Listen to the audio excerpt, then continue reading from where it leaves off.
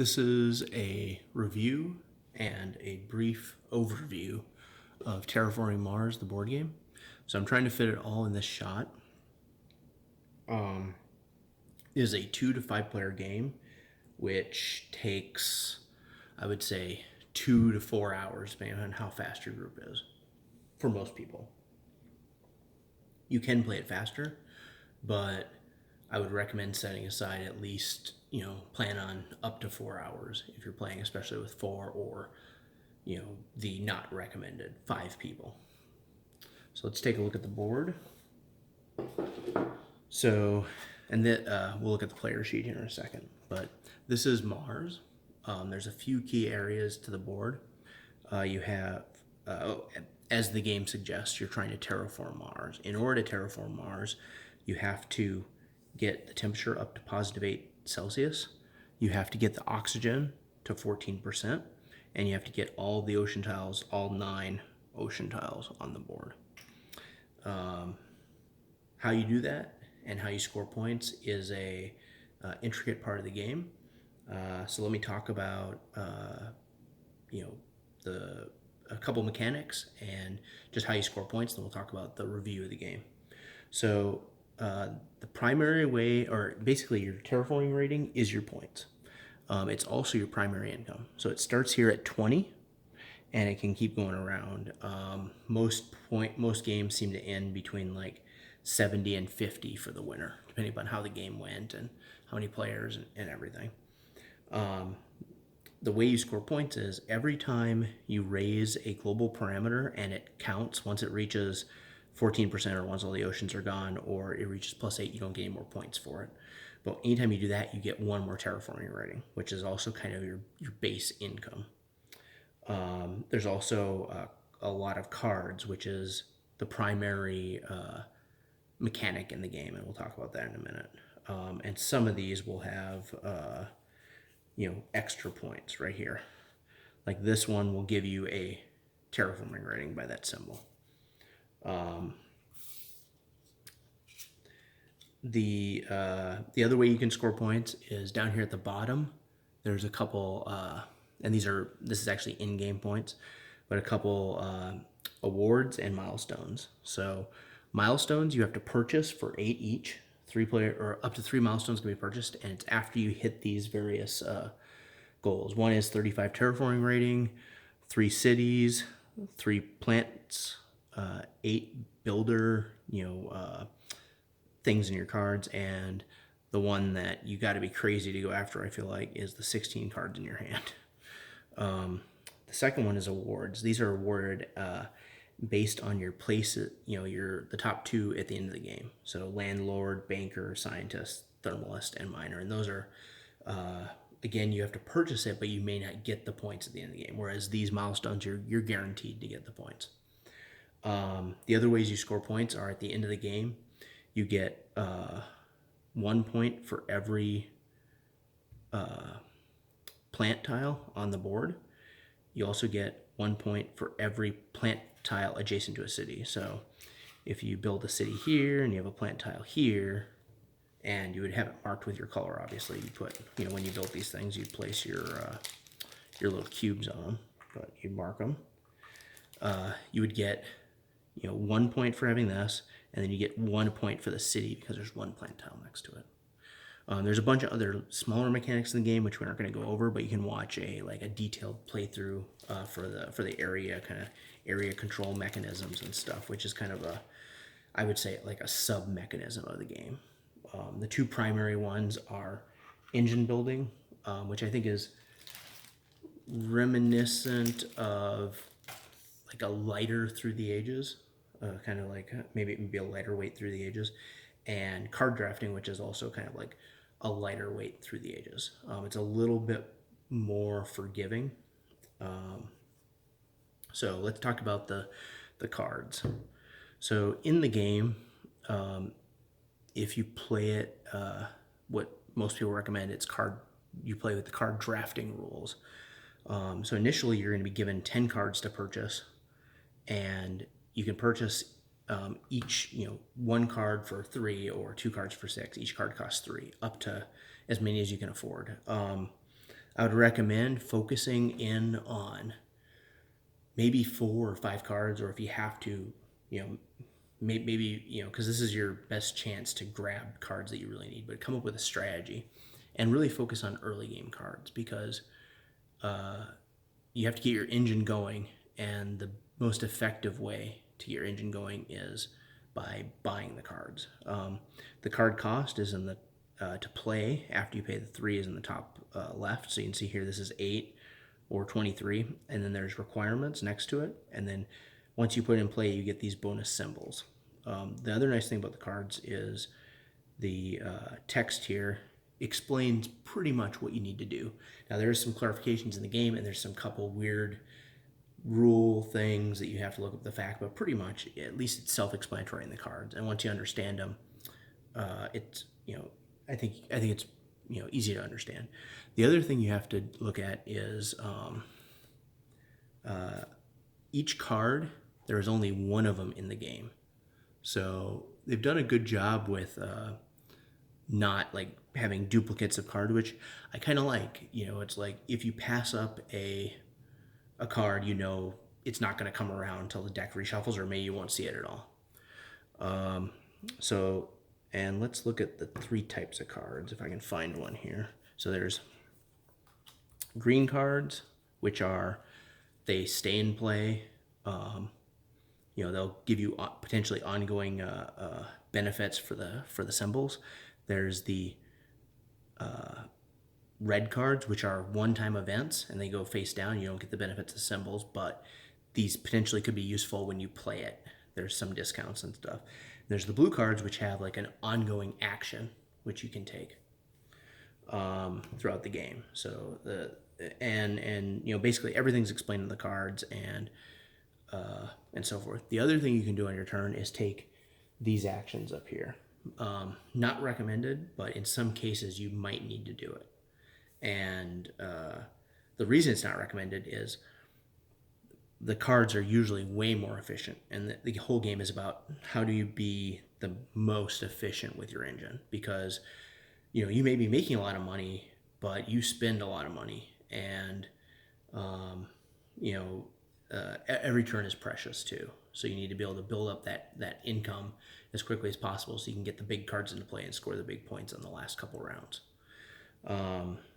The last thing is how the turns work. So I do like the mechanism on basically you'll go around and you have to do at least 1 action on your turn, but you can do up to 2. So, you know, I think most of the time you'll see like maybe a couple actions at the very beginning if people need to get something into play really quickly. But otherwise, you're going to be doing like 1 action and trying to see, you know, who's going to do what. Once you pass, you're out for that round. So people can, you know, kind of fill in the actions and do a bunch of stuff at the end if they're worried that someone might block them, or, you know, so it might allow someone to do something that they're not supposed, that they don't want them to do that turn.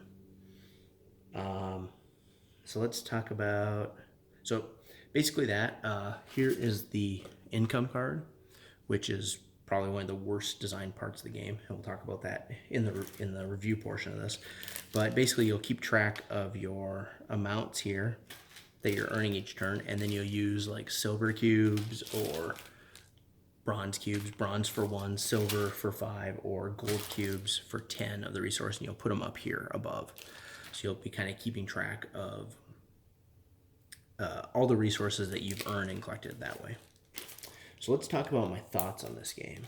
So the first thing is, I think for how expensive the game is, they really messed up on the component quality. And I think that's a general agreement among everyone. So let's look at each of the components here. These cards, I think the quality of the cards are okay, and there's a decent number of them, but man, this artwork goes from like, I don't know, like what is this? Who drew this thing? And let's see, where is it? Like stuff like this. It's like, did someone like take a photo of it looks like a refinery and then make it look like it's on Mars, like really poorly? I don't know. I just think you know, some of the artwork is really bad. the other thing that I think is really bad about the component quality is this player sheet. So if you look at this, it's a thin printout that you could just print out yourself on your printer. And the biggest problem with this is there's a lot of stuff to keep track of. So like you're gonna have a cube here, you're gonna have cubes, all over the place. And if you bump this, I mean, it's like, was it on 8? Was it on 9? Where was this? And there's not a great way to figure it out. So what I did is I had a friend who has a 3D printer print me out these, and I can put, if you're interested, I can put the link to this in the description, but it basically holds all the cubes in place for each of the things, which is great. So if you're playing the game a lot, I would highly recommend, finding a friend, or a lot of libraries have 3D printers that you can go and print these things out at. The box, so you can't see it, but they even put it in this flimsy box. I don't know if it's typical of Stronghold games, but I mean, come on.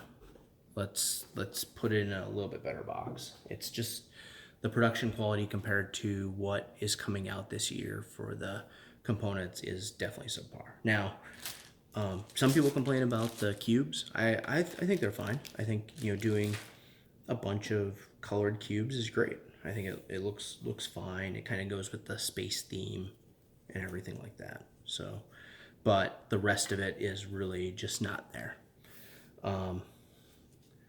The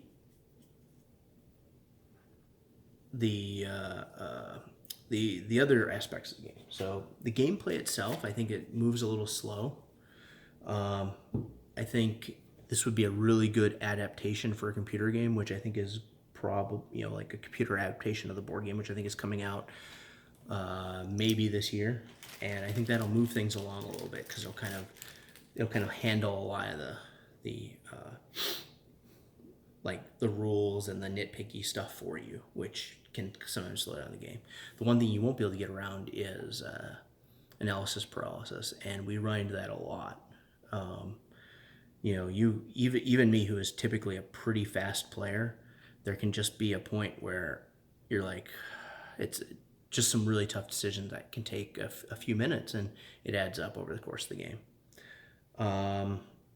The final thing is, I don't know, there's the non-drafting variant and the drafting variant.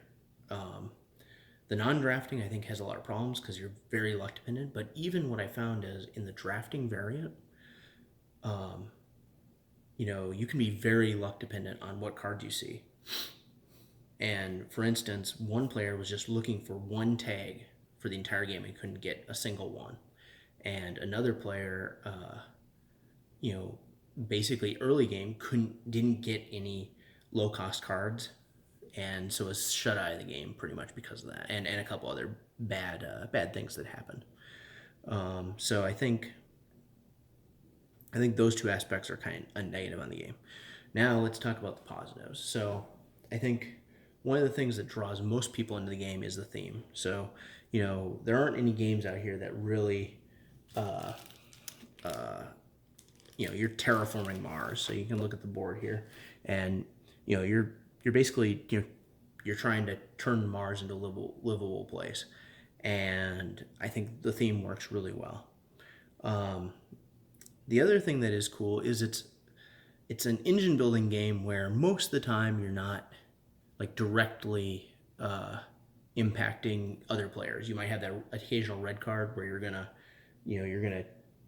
knock one player down a little bit, but mostly you're just kind of all working to the same goal. So it almost kind of feels like a semi-cooperative,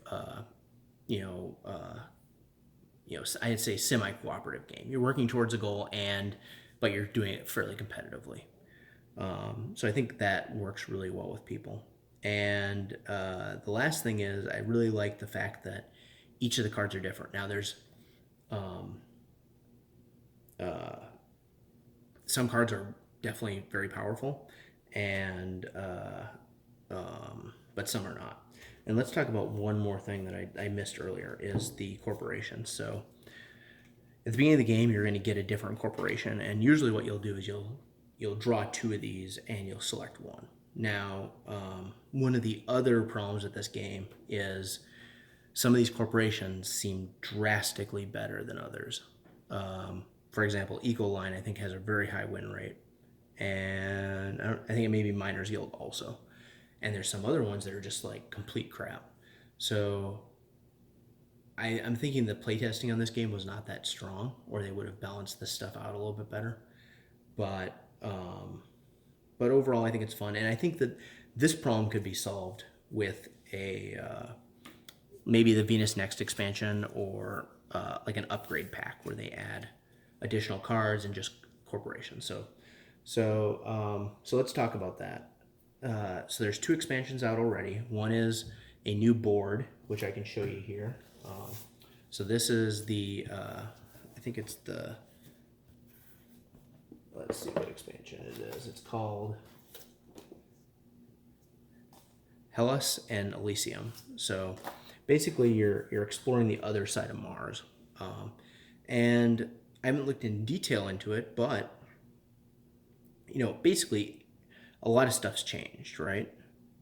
You still have the same basic parameters, but you have a different milestones, different awards, and same thing on this side, and a different area control, which I don't think is that that big of a part of the game. And then you have this one, which is same thing with, again, different milestones, different awards,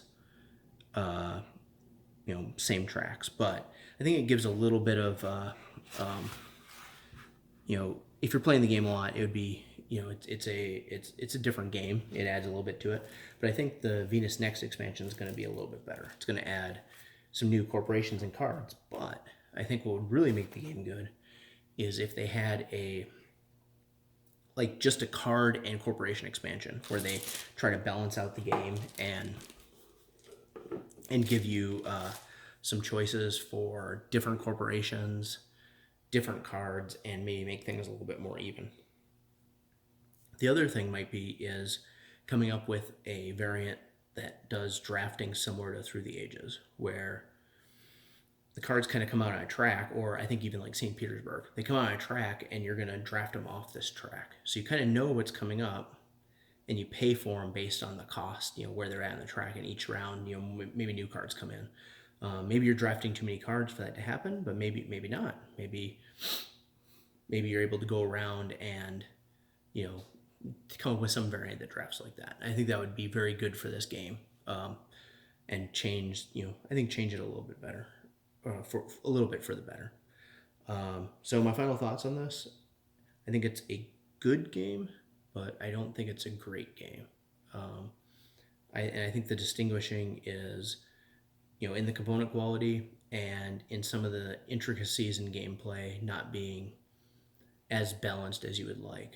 So it's been a little bit of a disappointment. I was hoping, for a better, both a better quality game and maybe a more balanced game, which I definitely didn't see. Now maybe with an expansion, this stuff can always change. An expansion, or I don't like playing with, but some different rules. You can turn like what has a really good framework for a game into a really good game. Like maybe it can earn its high place that it's already received on Board Game Geek. So there you have it. There's my review for Terraforming Mars, and a look at the Hellas and Elysium expansion. And I hope you guys enjoy it.